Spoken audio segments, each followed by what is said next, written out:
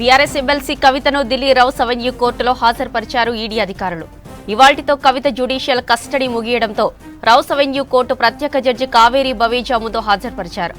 కవిత judicial కస్టడీపై తీర్పు reserve చేసిన rows Avenue court కవిత బయట ఉంటే కేసు దర్యాప్తు ప్రభావితమవుతుందని జ్యుడిషియల్ కస్టడీ పొడిగించాలని ఈడీ తరపు లాయర్ కోరారు. Delhi liquor policy money laundering case దర్యాప్తు కొనసాగుతుందని, కవిత జ్యుడిషియల్ కస్టడీ మరో 14 రోజులు పొడిగించాలని కోర్టును కోరింది ఈడీ. కవిత జ్యుడిషియల్ కస్టడీ పొడిగించడానికి ఈడీ దగ్గర కొత్తగా ఏమీ లేవన్నారు ఆమె తరపు న్యాయవాది రాణా. 2022 నుంచి కేసు దర్యాప్తు సాగుతుందని, కవిత ప్రభావితం చేసే వ్యక్తి కాదన్నారు. కోర్టులో కవిత మాట్లాడేందుకు అనుమతి ఇవ్వాలని కోరారు ఆమె తరపు న్యాయవాది. అయితే కోర్టులో కవిత నేరుగా మాట్లాడేందుకు అనుమతి నిరాకరించారు జడ్జి కావేరీ బవేజా. నేరుగా నిందితురాలు మాట్లాడేందుకు హక్కు కలిగి ఉంటారని చెప్పారు కవిత తరపు న్యాయవాది. అయితే కోర్టులో మాట్లాడేందుకు అప్లికేషన్ వేసుకోవాలని సూచించారు జడ్జి కావేరీ బవేజా. కోర్టులో కవిత భర్త మామను కలిసేందుకు అప్లికేషన్ ఇచ్చారు కవిత తరపు న్యాయవాది. బీఆర్ఎస్ ఎమ్మెల్సీ కవితను ఢిల్లీ రౌస్ అవెన్యూ కోర్టులో హాజరుపరిచారు ఈడీ అధికారులు. ఇవాల్టితో కవిత జ్యుడిషియల్ కస్టడీ ముగియడంతో రౌస్ అవెన్యూ కోర్టు ప్రత్యేక జడ్జి కావేరీ బవేజా ముందు హాజరుపరిచారు. కవిత జ్యుడిషియల్ కస్టడీపై తీర్పు రిజర్వ్ చేసిన రౌస్ అవెన్యూ కోర్టు కవిత బయట ఉంటే కేసు దర్యాప్తు ప్రభావితం అవుతుందని, జ్యుడిషియల్ కస్టడీ పొడిగించాలని ఈడీ తరపు లాయర్ కోరారు. Delhi liquor policy money laundering case దర్యాప్తు కొనసాగుతుందని, కవిత జ్యుడిషియల్ కస్టడీ మరో 14 రోజులు పొడిగించాలని కోర్టును కోరింది ఈడీ. కవిత జ్యుడిషియల్ కస్టడీ పొడిగించడానికి ఈడీ దగ్గర కొత్తగా ఏమీ లేవన్నారు ఆమె తరపు న్యాయవాది రాణా. 2022 నుంచి కేసు దర్యాప్తు సాగుతుందని, కవిత ప్రభావితం చేసే వ్యక్తి కాదన్నారు. కోర్టులో కవిత మాట్లాడేందుకు అనుమతి ఇవ్వాలని కోరారు ఆమె తరపు న్యాయవాది. అయితే కోర్టులో కవిత నేరుగా మాట్లాడేందుకు అనుమతి నిరాకరించారు జడ్జి కావేరీ బవేజా. నేరుగా నిందితురాలు మాట్లాడేందుకు హక్కు కలిగి ఉంటారని చెప్పారు కవిత తరపు న్యాయవాది.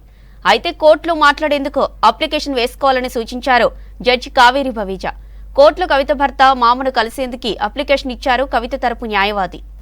ఇక ఇదే అంశానికి సంబంధించి మరిన్ని డీటెయిల్స్ ఢిల్లీ నుంచి మదార్ అందిస్తారు. మదార్, కవిత కేసు అప్డేట్స్ ఏంటి? జ్యోతి, ప్రస్తుతానికైతే వాదనలు ముగిశాయి. ఇరు వర్గాలకు సంబంధించి ఈడీ మరొకసారి జ్యుడిషియల్ కస్టడీకి ఇవ్వాల్సిందిగా కోర్టును అభ్యర్థించారు. 14 రోజుల పాటు జ్యుడిషియల్ కస్టడీకి ఇవ్వాలి. ఈ కేసుకు సంబంధించిన పురోగతిలో ఉంది. దీనికి సంబంధించి ఇప్పుడు కవితను బయటికి వదిలితే మాత్రం ఖచ్చితంగా ఈ కేసు దర్యాప్తు పైన తీవ్ర ప్రభావం అనేది కూడా పడేటువంటి అవకాశం ఉంది. సాక్షులను బెదిరించేటువంటి అవకాశాలు ఉన్నాయంటూ కూడా దానికి సంబంధించినటువంటి ఈడీ తరఫున వాదనలు అనేది కూడా వచ్చాయి. అయితే కవిత తరఫున వాదనలు వినిపిస్తూ రానాకు సంబంధించిన న్యాయవాది ఈ కేసు మొదటి నుండి కూడా ఈడీ ఒకే అంశాన్ని చెప్తూ వస్తుంది. అరెస్ట్ చేసి ఈడీ కస్టడీలో ఉన్నటువంటి సందర్భంలో కావచ్చు, ఇప్పుడు ప్రస్తుతం జ్యుడిషియల్ కస్టడీలో ఉన్నటువంటి సందర్భంలో కావచ్చు, మొదటి నుండి కూడా కొత్తగా ఏ అంశాలు కూడా ఈడీ చెప్పడం లేదు. అలాగే కవిత కేసును ప్రభావితం చేస్తుంది అంటూ ఆరోపణలు చేస్తున్నారు. కానీ ఈ కేసుకు సంబంధించిన దర్యాప్తు 2022 నుంచి కూడా నడుస్తా ఉంది. చేయాలనుకుంటే అప్పటి నుంచే చేసేవారు, కానీ అలాంటి పరిస్థితులు లేవు. కవిత అలాంటి సాక్షి ప్రభావితం చేసేటువంటి స్టేజ్ లో లేదు అనేటువంటి అంశాలను కూడా ఆయన వాదనలు వినిపించారు. దాంతో పాటు కవిత నేరుగా జడ్జి ముందు మాట్లాడేందుకు ఒక 2 నిమిషాలు అనుమతి ఇవ్వాలంటూ కూడా అభ్యర్థించారు. అయితే అందుకు జడ్జి నిరాకరించడంతో నిందితులకు కోర్టులో నేరుగా మాట్లాడేటువంటి అవకాశం ఉంటుంది. అక్కడ వాళ్ళు మాట్లాడొద్దంటూ ఎక్కడా లేదంటూ కూడా కోర్టు దృష్టికి తీసుకొచ్చారు. అయితే అప్లికేషన్ మూవ్ చేయాల్సిందిగా కవిత తరపు న్యాయవాదికి న్యాయమూర్తి సూచించారు.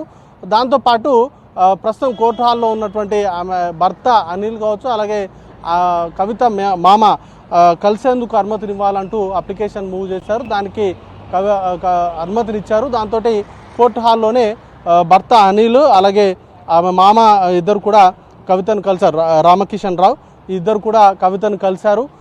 కవితను నేరుగా మాట్లాడేందుకు మాత్రం అనుమతి లభించలేదు. ఈరోజు ఒక 10 నిమిషాలు కోర్టులో మాట్లాడతారు, నేరుగా స్వయంగా కవితనే మాట్లాడతారు అంటూ కూడా మొదట సమాచారం ఉండే. కానీ కోర్టు అనుమతి ఇవ్వకపోవడంతో కవిత ఎలాంటి కామెంట్స్ కూడా చేయలేదు. అలాగే కవితను కోర్టుకి ఎంటర్ తీసుకొచ్చే ముందు కూడా కోర్టు అయిపోయిన తర్వాత మాట్లాడతానని కవిత అన్నారు. సో ఎలాంటి అంశాలను కవిత మాట్లాడతారనే దానిపైన ప్రస్తుతానికైతే ఉత్కంఠ ఉంది.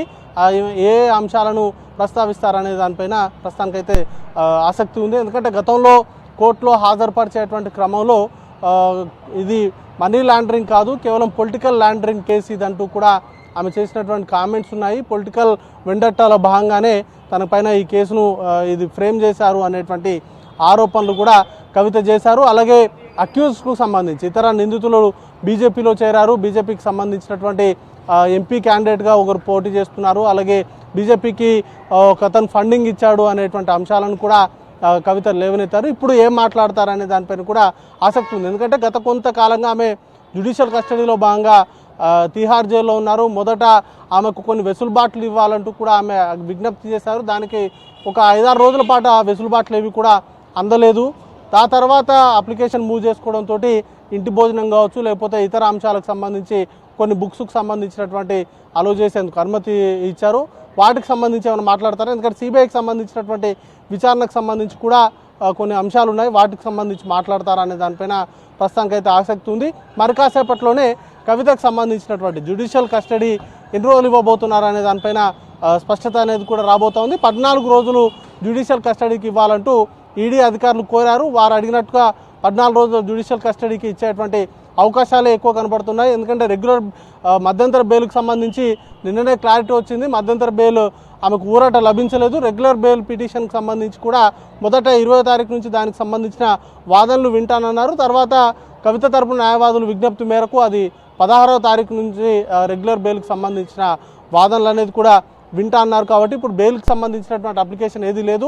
కేవలం ఈడీకి సంబంధించినటువంటి జ్యుడిషియల్ కస్టడీకి సంబంధించినటువంటి వాదనల మీదే కొద్దిసేపు నడిచాయి. దానికి సంబంధించి 14 రోజుల పాటు ఈడీ జ్యుడిషియల్ కస్టడీకి ఇవ్వాల్సిందిగా ఈడీ తరపున న్యాయవాదులు కోరారు. ఈడీ న్యాయవాదుల కోరిక మేరకు కస్టడీకే ఇచ్చేటువంటి అవకాశాలు ఎక్కువ కనబడతా ఉన్నాయి. జ్యోతి.